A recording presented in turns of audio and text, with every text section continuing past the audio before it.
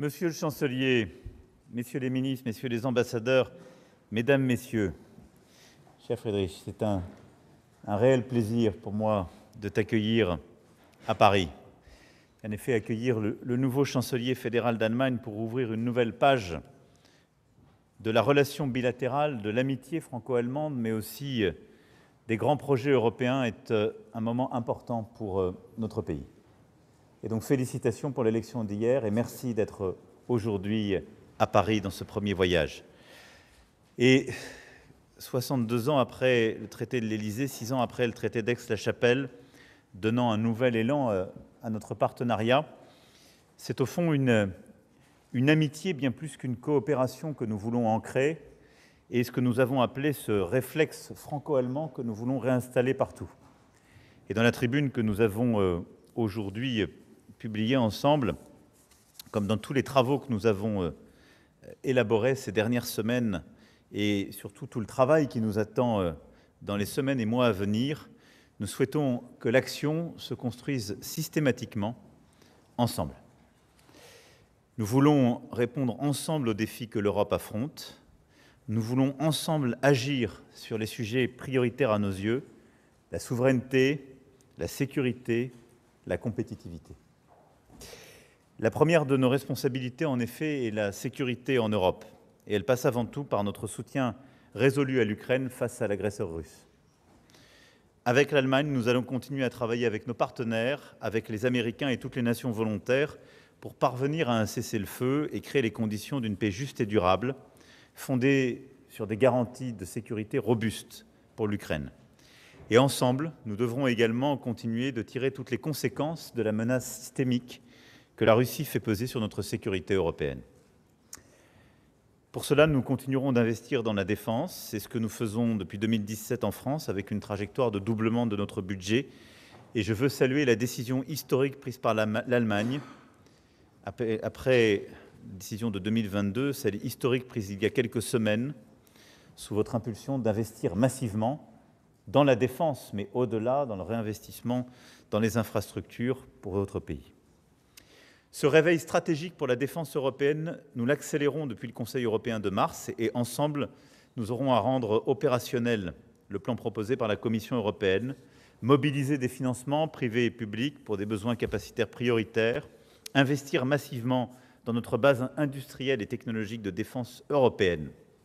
Nous allons donc accélérer nos programmes franco-allemands, développer des capacités nouvelles et au-delà des chars, avions de combat, missiles de longue portée, nous allons mettre en place un conseil de défense et de sécurité franco-allemand qui se réunira régulièrement pour apporter des réponses opérationnelles à nos défis stratégiques communs. Nous allons aussi coordonner nos travaux respectifs pour partager nos analyses et actualiser nos revues stratégiques nationales. Enfin, nous établirons un programme franco-allemand d'innovation de défense pour permettre les innovations de rupture nécessaires à la guerre de demain. Ensuite, c'est une Europe plus souveraine que nous voulons, comme je viens de le dire, mais également plus prospère et plus compétitive. Et pour répondre aux défis de concurrence internationale qui nous sont posés, là aussi, nous voulons agir main dans la main. Cela vaut pour les droits de douane américains, pour une réponse européenne unie et une issue équilibrée qui respectera nos intérêts. Cela justifie encore plus que nous avions en Europe sur notre propre agenda de compétitivité. Et là, notre volonté ensemble est d'accélérer la simplification dans beaucoup de domaines, nous l'avons dit, qu'il s'agisse de CRSD ou CS3D, de pouvoir également avoir une industrie plus compétitive à travers une politique énergétique à la fois décarbonée, mais également moins coûteuse. Pour assurer notre souveraineté énergétique dans le respect des choix nationaux, nous appelons à mettre fin à toutes les discriminations au niveau européen, à l'égard des énergies bas carbone, nucléaires comme renouvelables. Nous voulons une vision d'ensemble des marchés énergétiques et un investissement au niveau européen dans nos réseaux et infrastructures transfrontalières. Tout nouvel objectif climatique nécessitera des stratégies crédibles et financées afin de garantir notre compétitivité et éviter les fuites de carbone. Nous soutiendrons un agenda européen d'investissement pour assurer notre compétitivité et réduire nos dépendances stratégiques en matière d'intelligence artificielle, de quantique, d'énergie propre, biotechnologie, de spatial, de semi-conducteurs ou de défense. Et avec l'Allemagne, nous allons établir les feuilles de route pour des stratégies conjointes dans ces domaines en matière de recherche, d'investissement, mais aussi de simplification et de compétitivité. Et donc nous souhaitons, et nous allons dès demain lancer ensemble plusieurs groupes de travaux très concrets entre nos équipes pour avancer dans ces domaines, rendre de part et d'autre du Rhin nos industries plus compétitives, renforcer les coopérations, mais aussi pousser à une accélération de la simplification de l'agenda européen. Nous voulons accélérer en Europe sur la création d'une véritable union de l'épargne et de l'investissement pour mobiliser l'investissement privé et que l'épargne abondante en Europe soit mieux utilisée pour servir nos grands objectifs stratégiques. Nous savons qu'il faut investir, mais également donc simplifier et alléger les charges réglementaires. Et beaucoup de choses ont été dites dans le rapport de Mario Draghi, et c'est une priorité que nous partageons avec le chancelier Merz. Cela suppose enfin de revoir le logiciel aussi de la politique commerciale, diversifier nos partenariats internationaux, nos débouchés, dérisquer nos chaînes de valeur, promouvoir une concurrence loyale, protéger nos approvisionnements, nos technologies, nos secteurs stratégiques et sensibles. Et c'est au cœur de la stratégie de sécurité économique qui sera le nôtre. Enfin, avec Monsieur le Chancelier, nous partageons une conviction forte. Notre ambition pour l'Europe n'est possible que si l'Allemagne et la France se coordonnent sur leurs réformes économiques et sociales respectives pour faire converger nos modèles. Sur l'investissement, sur la défense, sur l'énergie, sur l'espace, je l'ai dit, nous allons travailler main dans la main. Sans naïveté, avec un objectif commun et un pilotage très étroit entre nos équipes et nous-mêmes. Et quand il y aura des choses qui peuvent être des désaccords, parce qu'il peut y avoir des désalignements d'intérêts, c'est normal, parce que nous avons des acteurs qui sont en compétition, nous les réglerons ensemble. Et nous voulons aussi nous synchroniser, nous coordonner sur nos marchés du travail, notre fiscalité, et nous renforcer mutuellement. Sur ces enjeux, nous voulons relancer ce réflexe franco-allemand et proposerons à nos organisations patronales, syndicales, nos économistes, nos forces politiques de travailler ensemble pour mettre en œuvre une feuille de route et d'action commune.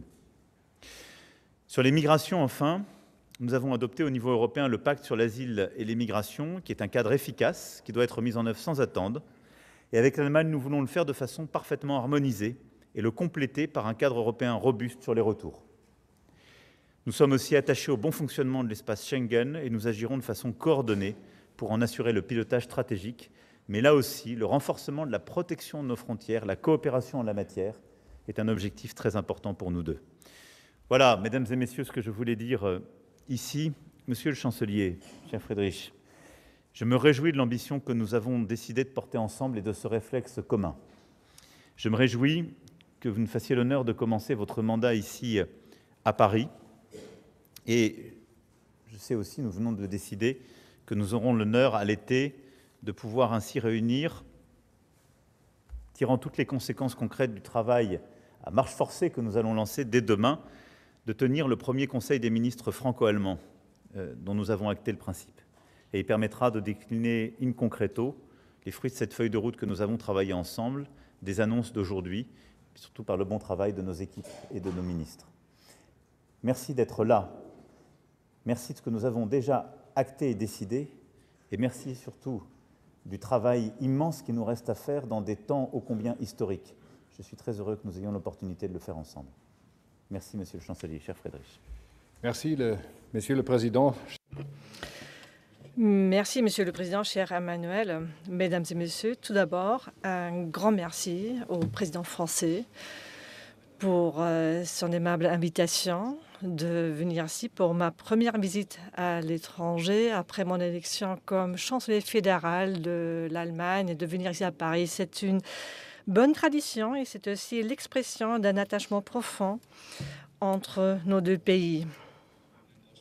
C'est aussi l'expression des liens personnels très profonds que nous avons su tisser au cours des dernières années, Emmanuel Macron et moi-même, dans la coopération franco-allemande. Ce partenariat étroit entre la France et l'Allemagne peut presque paraître évident aujourd'hui, mais loin de là. Et je suis vraiment reconnaissant que je puisse venir ici à Paris en séjour, puisque l'amitié franco-allemande est un cadeau du pardon et de la réconciliation, notamment pour nous, Allemands. Et elle est aussi le fruit d'une grande perspicacité politique de celles et ceux qui, il y a 70 années, occupaient les mêmes fonctions que nous en tant que président de la République française et chancelier fédéral de l'Allemagne. Demain, nous allons commémorer les 80 ans au jour le jour de la fin de la Seconde Guerre mondiale. Et en cet anniversaire, le 8 mai 2025, est une belle opportunité, une belle occasion pour jeter le regard en arrière et aussi porter un regard vers l'avenir. Ces 80 ans ont marqué un profond changement des liens entre nos deux pays et je voudrais y contribuer pour que ces liens soient encore plus étroits à l'avenir comme partenaires et amis au cœur de l'Europe. Il est donc pour moi un grand honneur personnel et aussi un devoir d'être ici à Paris, de pouvoir être ici à Paris. Merci beaucoup la France, merci beaucoup à toi Emmanuel et à ton gouvernement pour cette belle amitié. Mesdames et messieurs, l'Europe se trouve à nouveau face à d'énormes enjeux. Elle a besoin de plus de sécurité, notamment. Mais Emmanuel Macron l'a déjà dit dans sa déclaration, elle a notamment besoin de plus de compétitivité et pour cela, elle doit être plus unie. Nous ne saurons relever ces défis que si la France et l'Allemagne sont encore plus unies que par le passé, mais si elles savent également construire des compromis et faire avancer ensemble le progrès ensemble avec nos amis et voisins européens. Voilà pourquoi Emmanuel Macron et moi-même sommes convenus d'un renouveau franco-allemand pour l'Europe. Nous allons donner un nouvel élan à l'amitié franco-allemande et approfondir notre coopération à tous les niveaux. Et nous allons aussi développer de nouveaux formats et continuer à les développer, comme par exemple le format E3 et le triangle de Weimar, dans un esprit de confiance et de coopération étroite. Ceci est vrai notamment pour le domaine de la sécurité et la défense. Ensemble, nous allons prendre des mesures visant à renforcer la sécurité et les capacités de défense de l'Europe et à renforcer le pilier européen de l'OTAN. Cela s'applique également à la coopération bilatérale en matière d'armement que nous allons approfondir et accélérer, tout comme la coopération avec nos partenaires européens. Pour y parvenir, tous les États membres européens devront augmenter leurs dépenses en matière de défense pour combler les déficits en matière de capacité militaire et pour continuer à soutenir pleinement l'Ukraine. Ensemble, le président et moi-même, nous apportons notre soutien explicite à la Commission européenne dans son projet de renforcement des capacités européennes de défense. Maintenant, il s'agit de rapidement mettre en œuvre ces bonnes propositions. Le président et moi sommes convenus de renforcer le Conseil franco-allemand de défense et de sécurité pour mieux coordonner à l'avenir notre soutien à l'Ukraine, pour harmoniser nos programmations nationales de défense et également harmoniser nos projets d'acquisition et pour parler des questions liées à la sécurité et la défense. Il est aussi clair que l'Ukraine peut compter sur l'Allemagne et sur la France dans sa lutte défensive contre l'agression russe. Et je voudrais le dire très clairement que le président Trump a notre plein soutien quand il s'agit de mettre fin à cette guerre et aux tueries en Ukraine. Pour cela, nous allons étroitement coopérer avec les États-Unis, avec l'Ukraine et nos partenaires européens pour parvenir à une paix juste et durable et solide. Dès qu'un accord de cessez-le-feu sera trouvé, nous sommes prêts à participer à son suivi sous un leadership fort des États-Unis. Nous allons également donner des garanties de sécurité robustes à l'Ukraine, ensemble avec nos partenaires, et faire en sorte que l'Ukraine puisse se défendre contre toute autre agression aujourd'hui et demain. Mesdames et messieurs, le président français et moi-même, nous avons également parlé des tensions entre l'Inde et le Pakistan, déclenchées par une perfide attaque terroriste contre d'innocents touristes. Le gouvernement précédent avait déjà condamné cet attentat avec la plus grande fermeté et mon gouvernement le voit de la même manière. Nous sommes d'accord que nous suivons cette évolution avec une grande préoccupation et maintenant il faut vraiment garder la tête froide. Il faut pratiquer de la retenue et de la raison pour éviter toute escalade dans la région. Nous sommes en contact avec nos partenaires en Europe et aussi avec les parties au conflit pour essayer d'exercer notre influence. Mesdames et messieurs, je voudrais revenir au 8 mai. Ce n'est pas seulement la veille du 8 mai. Vendredi, nous allons également fêter les 75 ans du plan Schuman qu'il présentait à même pas 900 mètres d'ici, le 9 mai 1950. Son idée de mettre en commun la production française et allemande de charbon et d'acier n'était pas un projet de politique économique, mais vraiment politique et était le fondement pour la réconciliation entre l'Allemagne et la France après la Seconde Guerre mondiale et était également l'étincelle initiale de l'Union européenne. Pour nos deux pays, en découle une responsabilité particulière pour l'Europe.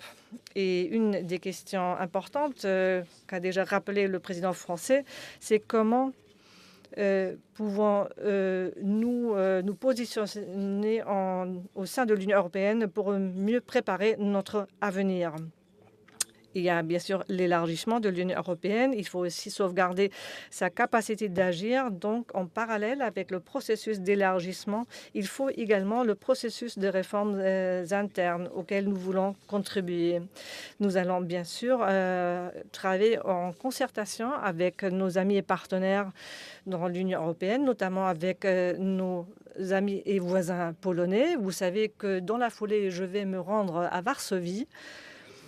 Et également en matière de la politique économique, nous voulons donner de nouvelles impulsions. Le président a déjà évoqué quelques filières. Je partage tout à fait ce qu'il a dit par rapport à ces industries que nous voulons renforcer, où il s'agit vraiment de renforcer notre compétitivité et de la compétitivité de la base industrielle européenne. Il faut une réduction de la bureaucratie au niveau européen et aussi dans nos pays. Il faut être plus innovant et plus productif.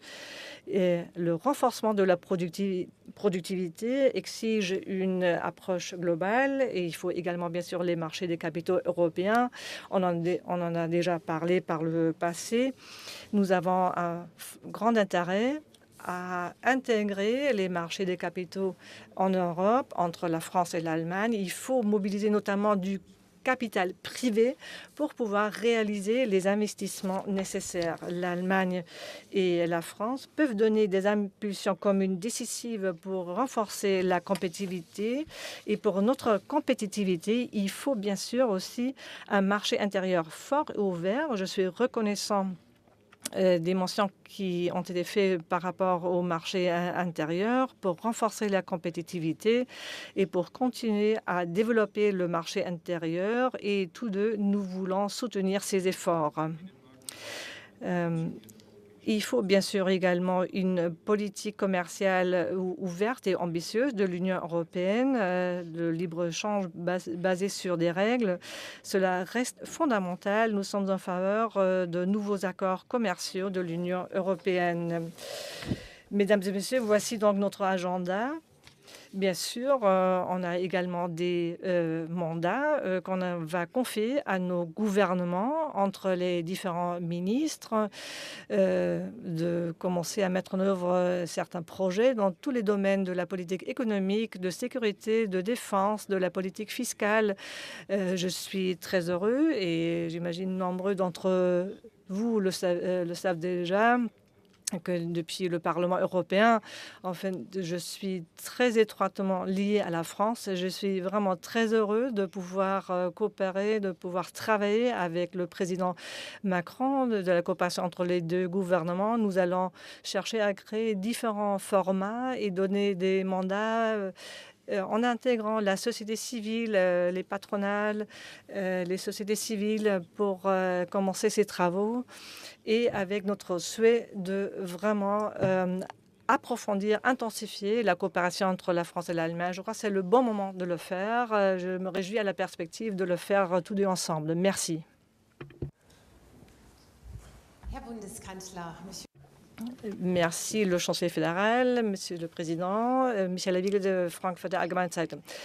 Déjà avant votre nomination, Monsieur le chancelier, vous avez déjà commencé avec votre concertation avec le président français. Est-ce que vous pouvez nous dire dans quel domaine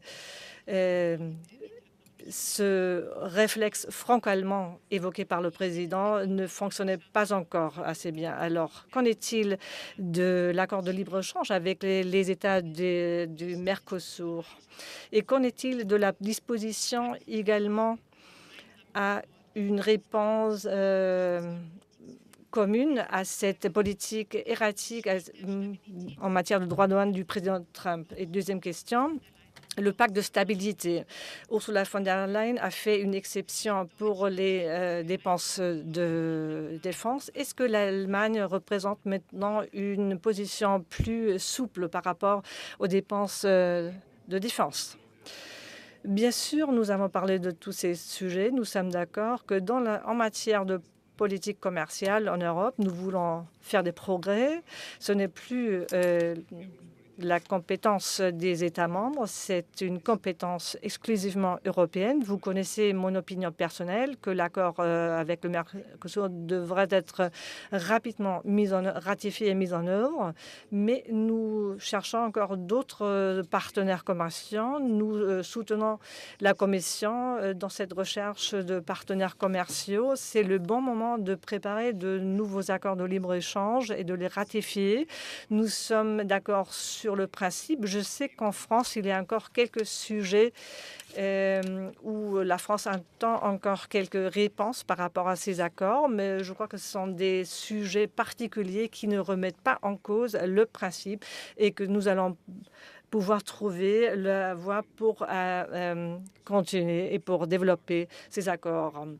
Le pacte de stabilité reste en vigueur. C'est vrai qu'il peut y avoir des exceptions et ce sont les instruments que nous utilisons également en Allemagne avec le changement de la loi fondamentale que les dépenses au-dessus de 1% ne soient plus comptabilisées pour le déficit fiscal. Et donc, c'est une approche que l'Allemagne soutient, mais nous restons également convaincus qu'au-delà des dépenses de défense, ces règles fiscales doivent être et rester en vigueur. C'est un signal également fort en direction des marchés des capitaux que l'Union européenne reste engagée pour faire respecter ces règles, pour ne pas dépasser la viabilité des dettes en Europe. Sur la stratégie économique que notre Europe doit conduire. On aurait tort de penser que les dogmes d'hier sont valables dans un monde où tout se transforme. C'est pourquoi nous sommes totalement d'accord pour dire que l'Union européenne doit continuer de bâtir une diversification commerciale. Et il faut le faire en ayant en tête très clairement nos intérêts et en étant convaincu que nous avons une économie compétitive et dont on veut renforcer la compétitivité.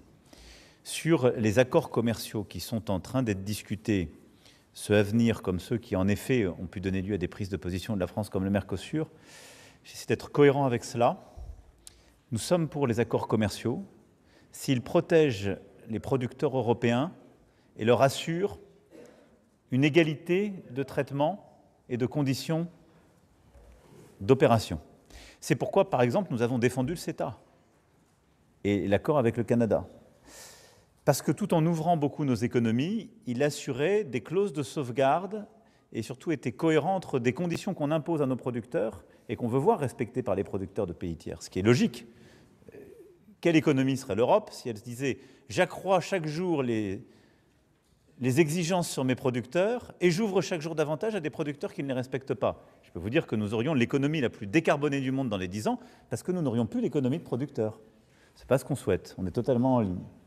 Et donc, on veut avoir une synchronisation. Donc, on veut à la fois simplifier notre agenda, réguler, et avoir diversifié nos partenariats économiques. Et donc, moi, je suis convaincu que sur les grands accords commerciaux, on trouvera des accords qui permettent justement la juste préservation des conditions de travail, l'équité en fait pour nos producteurs, des mesures de sauvegarde en particulier qui évitent que des marchés soient déstabilisés, comme on a su le faire avec le Canada. Et je suis convaincu qu'ensemble, par le travail qu'on mènera, on saura trouver les bons accords. Ensuite, sur ce contexte, il faut être clair. Il y a quand même un dérèglement aujourd'hui très profond des politiques commerciales, monétaires et d'investissement. Et des politiques, évidemment, qui s'en suivent sur le plan budgétaire. Nous aurons à avoir une discussion dans les formats appropriés. Le G7, évidemment, est un forum normalement principalement dédié à ça, mais le G7 et le G20 devront nous conduire à l'évoquer. Mais notre Europe et nos économies devront s'adapter à cela. Et donc, il est clair que nous avons un cadre, que nous savons de toute façon que nos finances publiques doivent être retenues pour des raisons aussi de marché et de crédibilité, je dirais indépendamment de toutes les contraintes juridiques. Mais je pense qu'on aurait tort de penser qu'on peut avoir là aussi une politique monétaire et au fond des éléments de guide qui soient uniquement pensés dans les années 90. Et je pense que dans les défis qui seront les nôtres, on a à totalement repenser nos grands fondamentaux pour retrouver aussi une discussion internationale à la fois apaisée et qui soit bonne pour la prospérité européenne. Car aujourd'hui, entre les tarifs, les politiques qui sont conduites, les États-Unis d'Amérique prennent des décisions qui viennent bousculer tout cela. Ceci étant dit, je suis convaincu pour ma part que nous avons besoin de davantage d'investissements publics européens. Ce sera au cœur des discussions pour le prochain cadre financier pluriannuel. Nous avons besoin sur les grands sujets d'investir davantage. Il y a des flexibilités qui ont été trouvées, le chancelier l'a redit, et je le partage totalement sur les questions de défense. Mais ceci ne nous exonère pas, par ailleurs, d'un sérieux qui est la condition de la crédibilité. Et nous voulons en même temps mobiliser davantage de financement privé. Et c'est pourquoi aussi, si nous voulons faire face à ces défis, sur le climat, sur la défense et autres, le marché de capitaux unique, et donc cette union, au fond, de l'épargne et du financement est un élément clé de la stratégie.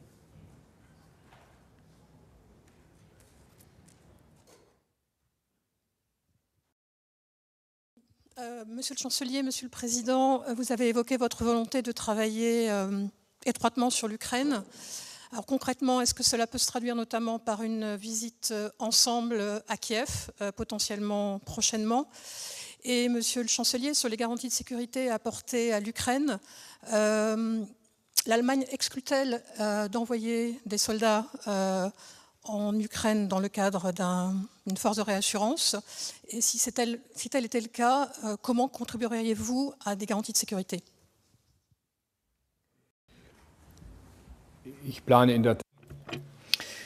Effectivement, ces prochaines semaines, j'envisage de me rendre en Ukraine.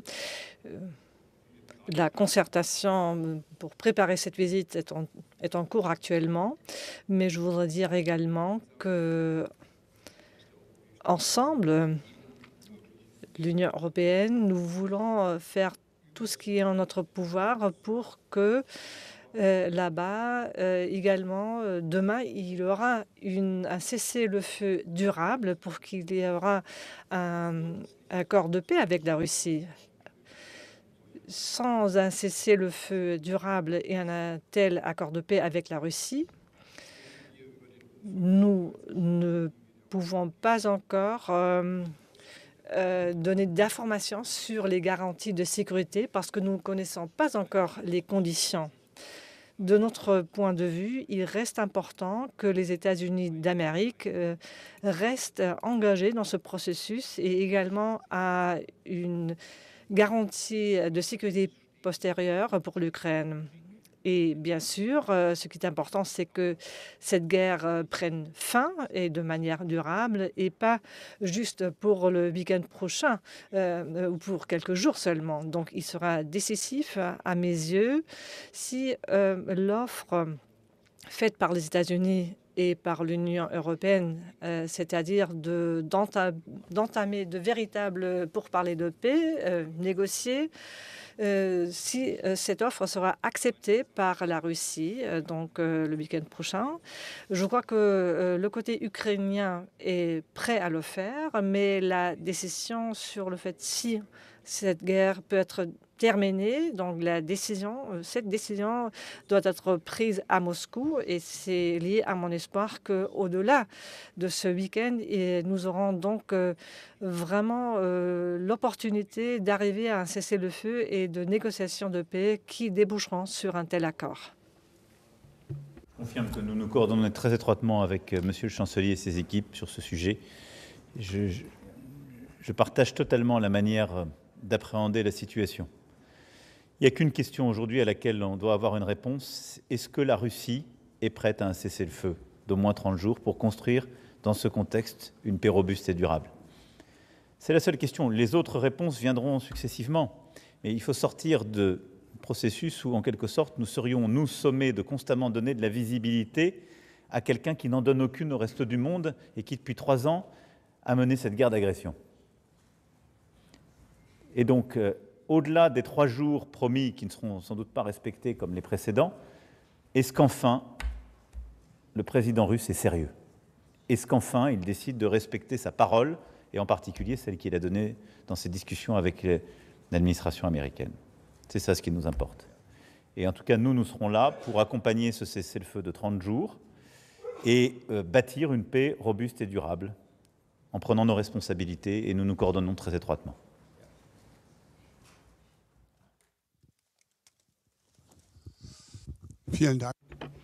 Merci beaucoup, Michael Fischer de la Deutsche Presseagentur. Monsieur le chancelier fédéral, vous avez évoqué la coopération de défense. Le président français a offert d'ouvrir l'accès aux armes nucléaires françaises pour la défense de l'Europe. Est-ce que vous êtes prêt à en parler, à en négocier? Est-ce que vous avez peut-être déjà trouvé un accord là-dessus? Et Monsieur le Président, quel serait le rôle de l'Allemagne dans un projet de ce type et quelle devrait être la vitesse pour aller de l'avant dans un tel projet? Et encore une question, le chancelier fédéral a dit à plusieurs reprises à livrer des armes du type Taurus à l'Ukraine. La France est donc un allié qui a déjà livré d'armes similaires en Ukraine. Est-ce que vous souhaitez que l'Allemagne fasse la même chose?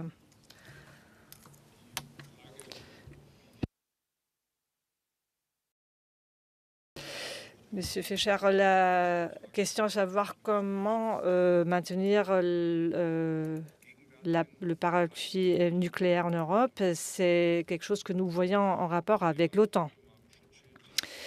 Et la protection nucléaire pour l'Europe est assurée en ce moment par les États-Unis, avec la participation nucléaire également de notre pays. Je vois la nécessité, le principe d'en parler avec la France et la Grande-Bretagne pour savoir quelle pourrait être une telle réponse de dissuasion également à l'avenir.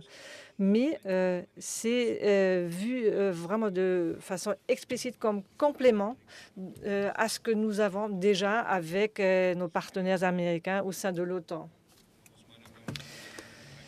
Moi, j'ai jamais caché mon opinion que ce souhait formulé à plusieurs reprises par le président Macron d'une discussion entre nos deux pays et de répondre à cette question par une réponse affirmative, bien sûr. Je l'ai déjà redit ici à Paris la dernière fois, il y aura un format dans lequel cette et d'autres questions liées à la politique de défense, c'est le format 3+3. Les chefs de gouvernement, les chefs de gouvernement et les chefs des armées, les ministres de Défense et des Affaires étrangères vont donc se réunir pour en parler. Le président Macron et moi-même, nous allons donner ce mandat à nos ministres respectifs d'entamer ces discussions, mais ça sera donc une discussion qu'on mènera ensemble pour savoir qu'est-ce qu'on peut faire ensemble pour renforcer nos capacités de défense? Ce n'est pas pour nous substituer aux garanties offertes par les États-Unis à l'Europe. Deux mots. Le premier, pour dire que depuis plusieurs années, nous œuvrons pour renforcer ce qu'on a appelé le pilier européen de l'OTAN, qui n'est pas une diminution de l'OTAN, au contraire, mais qui est une plus grande prise de responsabilité pour eux-mêmes des Européens. C'est exactement l'esprit que vient de décrire Monsieur le Chancelier. C'est-à-dire considérer que nous, Européens, devons mieux nous organiser, mais que ça n'est pas une remise en cause des alliances historiques. C'est aussi, néanmoins, les conséquences qu'on doit tirer de réveils successifs. Syrie, Afghanistan, ce qui est en train de se passer. Et nous aurions tort, nous, Européens, de ne pas regarder que ces mouvements de l'histoire disent quelque chose aussi de priorité géopolitique aujourd'hui de nos alliés américains. Et donc nous devons prendre nos responsabilités, c'est le sens de ce pilier européen, et dans ce cadre, il est tout à fait naturel que tous les sujets soient discutés, y compris celui de la dissuasion nucléaire, avec nos histoires, nos spécificités, et pour ce qui est de la France, celle d'être un État doté, indépendant, pleinement autonome dans ses capacités et ses différentes composantes. Et donc c'est normal, quand on veut agir en confiance, de dire qu'on est prêt à ouvrir cette discussion, ce que j'ai fait. Et donc maintenant, ça va être le travail, en effet, de nos ministres, de nos équipes, puis de nous-mêmes, mais ça va prendre du temps, mais ça va se faire dans cet esprit, qui est un esprit de prise de responsabilité des Européens, mais dans le cadre historique et stratégique qui sont les nôtres. Ensuite, vous m'avez posé la question sur les Taurus, et je vais vous répondre de la manière la plus directe et cohérente possible. Je souhaite que nos pays soient le plus coordonnés avec tous les alliés qui soutiennent l'Ukraine, qu'on le fasse aussi longtemps que nécessaire, qu'on puisse le faire en étant transparent entre nous et avec les Ukrainiens, qu'on réponde à leurs besoins, mais qu'on en dise le moins possible. Parce que cette ambiguïté est bonne pour la protection des Ukrainiens.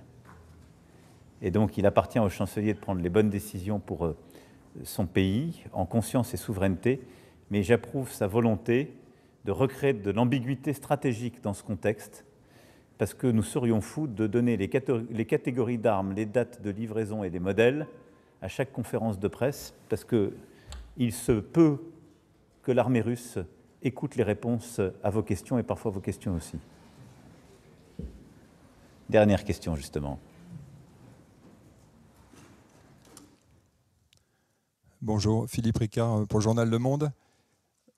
Une question à propos, M. Merz et M. Macron, de ce que M. le chancelier vient de dire, c'est-à-dire qu'il souhaitait la mise en place d'un cessez-le-feu durable en Ukraine, avec une supervision sous l'égide des États-Unis. C'est quelque chose qu'on n'a pas forcément entendu en France. Je voulais savoir si c'était aussi une demande française, une demande commune de vous deux. Merci.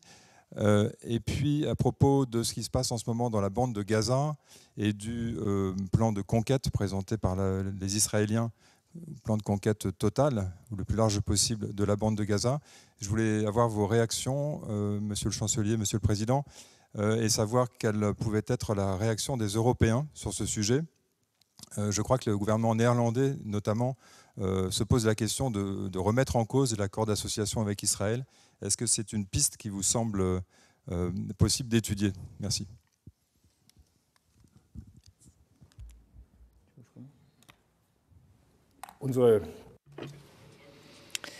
C'est notre conviction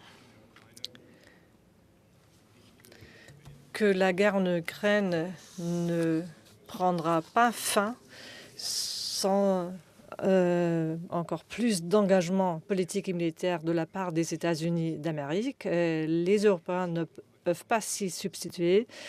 Également la garantie d'un cessez-le-feu ou même d'un accord de paix avec des garanties de paix pour l'Ukraine devrait être garantie par une participation des États-Unis d'Amérique.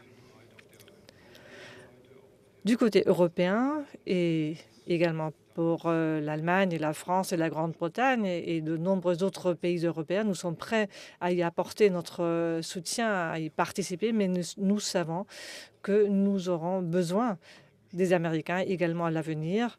Et dans mes entretiens avec les Américains, je le dirais clairement, nous voulons qu'ils restent engagés au sein de l'OTAN, mais également par rapport à l'Ukraine, qu'ils assument leurs responsabilités.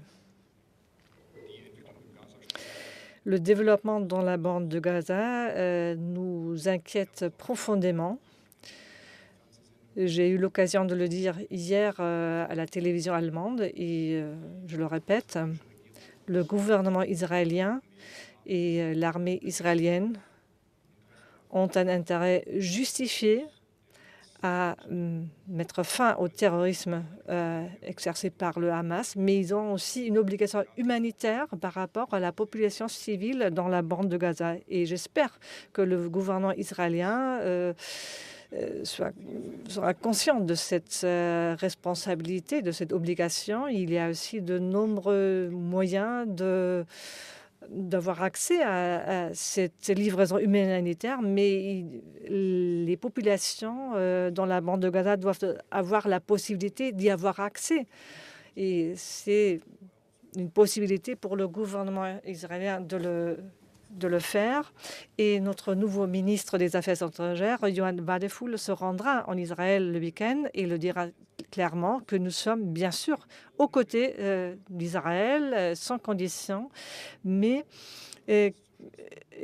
pour lutter, pour se défendre contre le terrorisme du Hamas, c'est aussi sans condition. Mais il y a également une obligation humanitaire pour protéger les populations civiles non concernées, les femmes, les enfants, toute la population civile qui souffre elle aussi sous le Hamas, tout comme l'a fait Israël ces dernières années, notamment depuis le 7 octobre 2023. Donc Israël doit assumer ses responsabilités et je crois pouvoir dire plus que ces derniers jours. Nous soutenons l'implication américaine dans un processus de cessez-le-feu et son rôle essentiel dans la supervision. C'est le sens d'ailleurs du travail que nous avions mené avec nos amis britanniques en vue de l'accord qui a été formalisé à Jeddah par les Ukrainiens sur la proposition américaine. Et c'est pour ça que d'ailleurs que nous avons constamment veillé à engager l'administration américaine dans ce travail sur le cessez-le-feu, puis sur la construction d'une paix robuste et durable. Et donc je pense que c'est un élément important à la fois pour la crédibilité, la soutenabilité de ce cessez-le-feu et pour que justement les choses avancent dans la bonne direction. Les Européens ont leur rôle à jouer à leur côté. Nous prendrons nos responsabilités à la fois dans la supervision de ce cessez-le-feu à leur côté et dans la préparation d'une paix juste et durable. Pour ce qui est de la bande de Gaza et que vous avez rappelé, nous avons depuis le début une position très claire. Nous avons été aux côtés d'Israël le 7 octobre et condamné l'attaque terroriste du Hamas. Nous nous battons sans relâche pour la libération de tous les otages. Mais aussi parce qu'Israël est une démocratie et parce que nous avons les principes qui sont les nôtres et parce que nous ne saurions avoir de double standard et être si engagés en Ukraine au principe du droit des peuples justement à disposer de leur propre territoire et d'avoir leur souveraineté, ne saurions pas avoir de double standard quand il s'agit de Gaza. Et donc lutter contre un groupe terroriste qu'est le Hamas, oui, mais ne respecter aucune règle humanitaire et maintenir la situation à Gaza, non. Et cette situation est inacceptable. De même que les déplacements forcés de population sont une réponse inacceptable. Et donc c'est pourquoi, tout en continuant d'agir, d'avoir ce dialogue permanent que j'ai avec le Premier ministre Netanyahou depuis le premier jour, nous appelons d'abord à une reprise des accès humanitaires dans la bande de Gaza, interrompue depuis le début mars, et nous sommes en train d'entrer dans une zone que nous n'avons jamais connue depuis octobre 2023. Jamais. Jamais aussi longtemps des populations n'ont été loin des soins, en incapacité de sortir des blessés, loin de la nourriture, des médicaments et de l'eau. Et donc la situation est la plus critique que nous n'ayons jamais connue à Gaza. La plus critique. Et donc l'urgence est la reprise des accès humanitaires et du soin. Ensuite, c'est la libération de tous les otages, la démilitarisation du Hamas et la reprise d'un processus politique qui est le seul qui permet de bâtir un débouché, le seul. Et c'est tout le travail que nous menons en particulier avec l'Arabie saoudite pour parvenir à des systèmes de reconnaissance réciproque et surtout bâtir une architecture de sécurité qui reconnaisse le droit légitime du peuple palestinien à disposer d'un État, qui reconnaissent l'existence et le droit légitime d'Israël à vivre en paix, en sécurité et la région, et qui créent les conditions réciproques, tous les partenaires dans la région, de le faire. Donc l'urgence, c'est en tout cas à l'humanitaire aujourd'hui, et c'est ce que nous continuerons de faire. Merci beaucoup, mesdames et messieurs, pour votre attention, et merci infiniment, monsieur le chancelier. Merci beaucoup. Merci beaucoup.